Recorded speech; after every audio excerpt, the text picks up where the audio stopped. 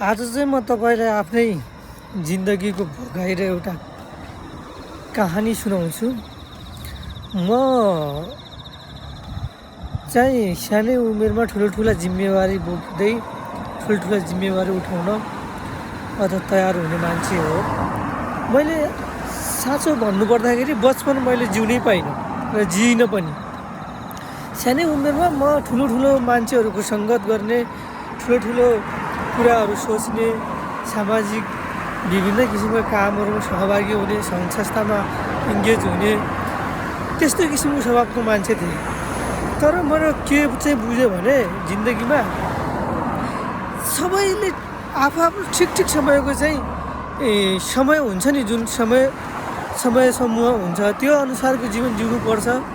एकचोटि फर्केर हेर्दाखेरि मैले सायद जिन्दगीमा धेरै ठाउँमा म चुकेँ जस्तो पनि लाग्छ। किनभने जिन्दगी साँच्चीकै जुन समयमा जिउनु पर्ने हरेक समयका आफ्नै विशेषता हुन्छन्, त्यो यदि एकचोटि कटेर गयो भने फेरि फर्केर आउँदैन के। त्यो चाहिँ मैले भोगेँ। किनभने सानै उमेरमा म राजनीतिकतिर पनि लागेँ, समाजसेवातिर पनि लागेँ। मैले जहाँ लागेँ मैले राम्रै गरेँ भन्छु म आफ्नो दृष्टिकोणले। तर त्यसको परिणाम के भयो, आज म कहाँ छु त्यो फरक कुरा हो। तर मैले इमान्दारिताको साथ गरेँ, जहाँ भए पनि जुन काम पनि गरेँ। तसर्थ म के भन्छु भने सबै कुराहरू समयअनुसार चल्नुपर्छ। समयभन्दा हामी अगाडि दौड्नु खोज्यौँ भने हामीले पछि गएर जिन्दगीमा पछुतो मात्रै हुन्छ।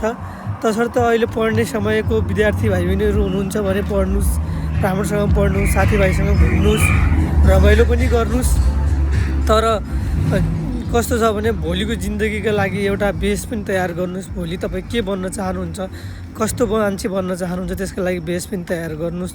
अन्यथा के हुँदो रहेछ भने अहिले हामी अरूको देखेसिकी अथवा अरूले यस्तो गरेछ मैले पनि त्यस्तै गर्नुपर्छ भन्नेतिर लाग्यौँ, अथवा अरूले कस्तो गरेछ मैले पनि त्यस्तै गर्नुपर्छ भन्ने किसिमले लाग्यौँ भने हाम्रो कस्तो हुन्छ भने हामी आफू के चाहन्छौँ, के गर्न सक्छौँ, हामी केका लागि जन्मिएका हौँ, हामी आफू चाहिँ के गर्न सक्छु भन्ने कुरा चाहिँ बिर्सिँदो रहेछ क्या। त्यही भएर मेरो जीवनको भोगाइ तपाईँहरूलाई यो सानो भए पनि एउटा काम लाग्छ भन्ने हिसाबले बनाइदिएको। अहिलेको जो टिनेजर हुनुहुन्छ, विशेष गरी अब एसएलसी दिएर बस्नुभएका अथवा एसएलसी दिइसकेर अहिले +2 जोइन गर्दै गर्नुभएका तपाईँहरू अब अहिलेबाट सोच्नुहोस् आफ्नो लाइफमा म के गर्ने हो र त्यही अनुसारको एउटा बेस तयार गर्नतिर लाग्नुहोस्। अन्यथा भोलि अहिले यो मैले त यसरी यस्तो पनि देखाएको छु नेपालको हकमा सबै एउटा सामाजिक मुभमेन्टमा लाग्नुपर्छ। तर ठिक छ,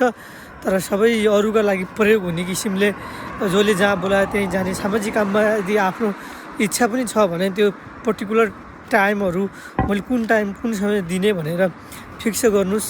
न कि सामाजिक काममा त लाग्नुहोस्, तर आफ्नो भोलि गएर व्यक्तिगत कामहरू छुट्दै जाला। आफ्नो व्यक्तिगत जीवनमा ग्रो गर्नुपर्ने कुराहरू, भोलि जिन्दगीमा चाहिनुपर्ने आफ्नो स्किलहरू छुट्न सक्ला। तसर्थ सामाजिक काम गर्नुहोस्, तर पहिला आफ्नो व्यक्तिगत जीवन र पारिवारिक जिम्मेवारीलाई व्यवस्थित गर्नेतिर पनि लाग्नुहोस्। होइन भने पछि पछुताउनु बाहेक अरू केही पनि विकल्प हुँदैन।